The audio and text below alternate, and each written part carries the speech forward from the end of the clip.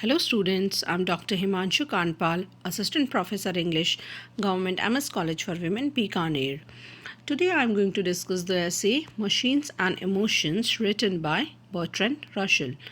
Bertrand, author William Russell, was a famous British philosopher, mathematician, logician, historian, and social critic. He was born in a famous and prominent aristocratic British family in 1872 in Trellick, Monmouthshire.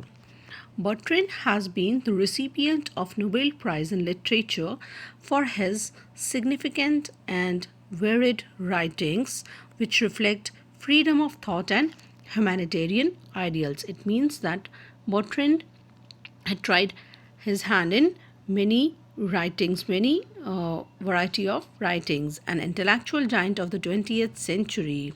He is famous for his mathematical logic and analytical philosophy.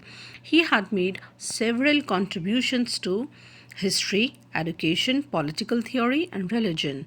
In addition, generations of general readers have benefited from his many popular writings on a wide variety of topics in both the humanities and the natural sciences. His writings had a sense of style and wit, which had an enormous influence on the reader.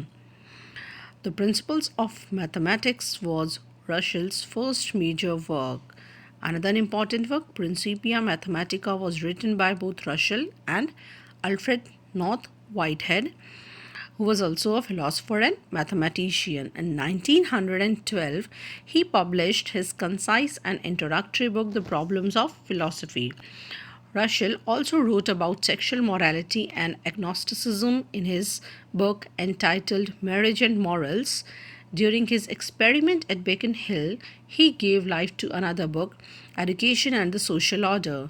His other important works include A History of Western Philosophy, Education and the Good Life, and Nightmares of Eminent Person and Other Stories. During his last year's stay in North Wales, Russell added a few more books to his collection. His later works include Human Knowledge, Its Scope and Limits, Saturn in the Suburbs, and Other Stories. The autobiography of Bertrand Russell and the autobiography of Bertrand Russell. In the essay Machines and Emotions, this was all about the author Bertrand Russell. Now we are going to move to the essay. In the essay Machines and Emotions, Bertrand Russell deals with the advantages and disadvantages of machines, human reactions, and some solutions to the problem created by the use of machines. He feels that the relationship between machine and human emotion has been clearly identified. In the beginning, the writer takes the side of the machine and technological inventions, but later comes to feel some problems that are created by machines that are and offer some positive solutions to problems that are not solved by science or machines. In the essay, Bertrand Russell says machines and emotions are in contradiction to one another. They cannot be equated. This paradox is growing further together with the growth of the use of machines in the modern days. The modern world is the world of industrialization, and machines have taken over each and every space of human life. Russell provides some examples of Japanese people in Asian society who hate their own traditional culture but they like Western automobiles. They neglect what is in their traditional culture. Instead of having a strong like for their traditional culture, they too like the Western use of machinery and automobiles. The writer feels that Western people like machines too, but this mentality is criticized by some poets and aesthetics. Machines are magnificent, disgusting, and gross. They give power and they impose slavery. And here we can give an example of the writer William Wordsworth. The poem that is written by William Wordsworth is "The World is Too Much with Us." And in that poem, the writer talks about the what is the effect of industrialization on human life. He has very beautifully presented his views about how industrialization had swept away the feelings of the humans. This liking disliking mentality can't be totally incorrect. Machines are slaves to their masters. Yes, machines are slaves to their masters. The masters of the machines do not know the harmful effect of the machine, because only those who stay and work with machines are directly and terribly affected and damaged by the noise and smell of the machine. But the masters claim that it is only because of the operation of machines that they have a much better life than their forefathers. Those who have like for machine, they feel that they have a much better life. They have become progressive in their lives by the use of machines. But those who do not have like for machines, they seems that they feel that they have become slaves to the machines. And this industrialization has led to their downfall, because now man has taken aback himself from all the natural things, and uh, has devoted himself for the materialistic things in life. So the writer feels that the possession of material goods increases the happiness of human beings. The person who owns more goods becomes happier than the person who have fewer goods. Some moralist and religious personalities reject the emphasis on material goods, but this is only superficial and prejudiced, because with a lot of money and a better income, they are also happier than they are left with a lower income. So, happiness felt by human beings along with goods is linked to psychological factors. Human emotions are also linked to physical needs. Physical fulfillment increases satisfaction.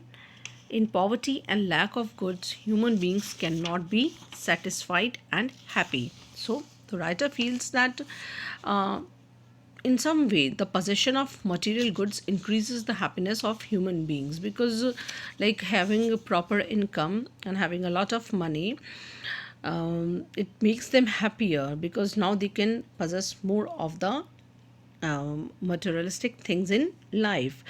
In poverty and lack of goods, human beings cannot be satisfied and happy.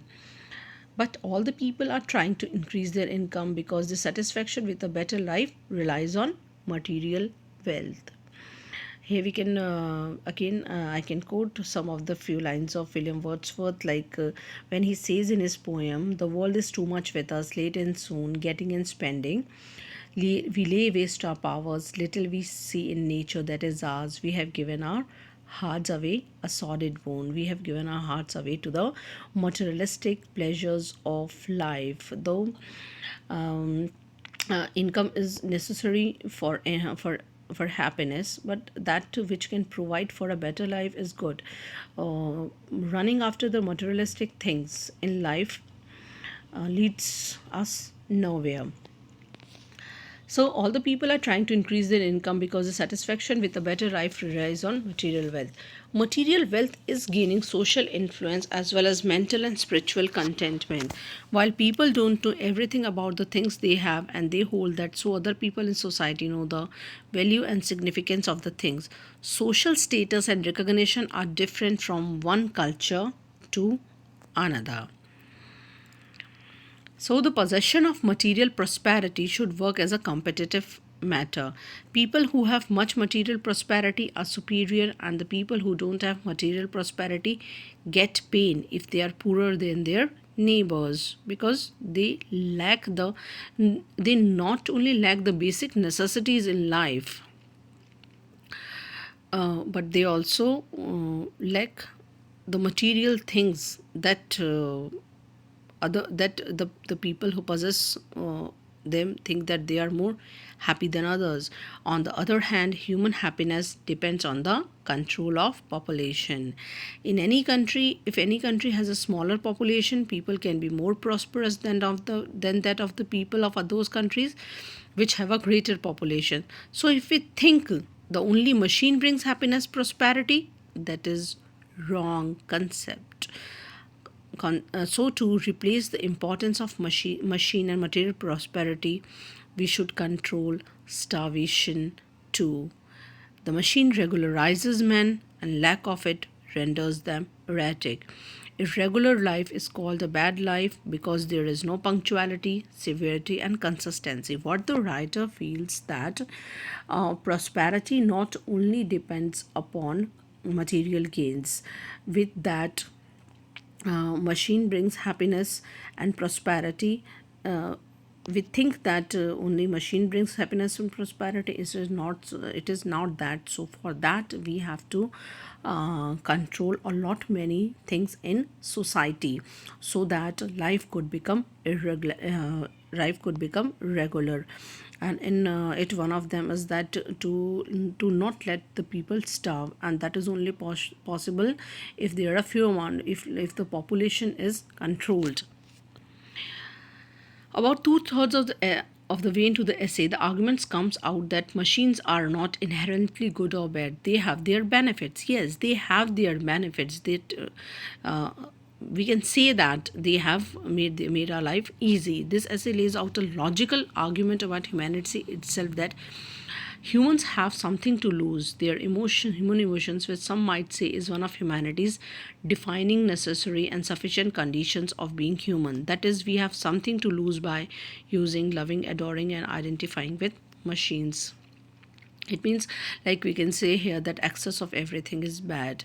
Okay, they have made our life easy, they have given us power in our hands, but losing our human emotions is not a way out.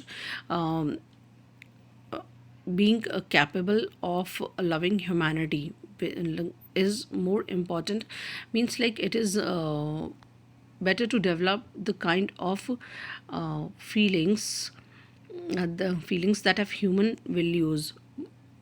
The three main detrimental uses of machines the writer talks about are that they increase damage in war. First thing is that, like, yes, we can say that detrimental uses of machines is that they increase damage in war, and because of that, it brings about death and destruction in human lives. And here it is better to retain humanity than to lose all the human values and emotions. They allow for the publication of mind numbing trivialities, and they starve the spontaneous side of human nature. Yes, why? Because with the use of machines, we have developed ourselves in that, like, machine like feelings. We have lost that kind of emotions, that feelings, not only towards human, towards society, towards nature, towards everything that we come across. In the age of machines, we have become machines like, means, like, we have also started thinking like machines, mindless consumers, robotic. And so he becomes back come to the central point, which is human happiness. Human happiness, what are the things that make human happy? Since finding alternatives to war, solutions to poverty, and beneficial alternative outlets for our instinctual need for adventure, admiration, competition, and spontaneity can come without machines. He feels like we should find alternatives to war, in uh, which makes human life alternatives to war, because with war we can associate death and destruction, and it should not be so. We should preserve human life. Solutions to poverty, we should writer says that there is need to bring solutions to poverty and starvation, and there are more beneficial alternatives in life.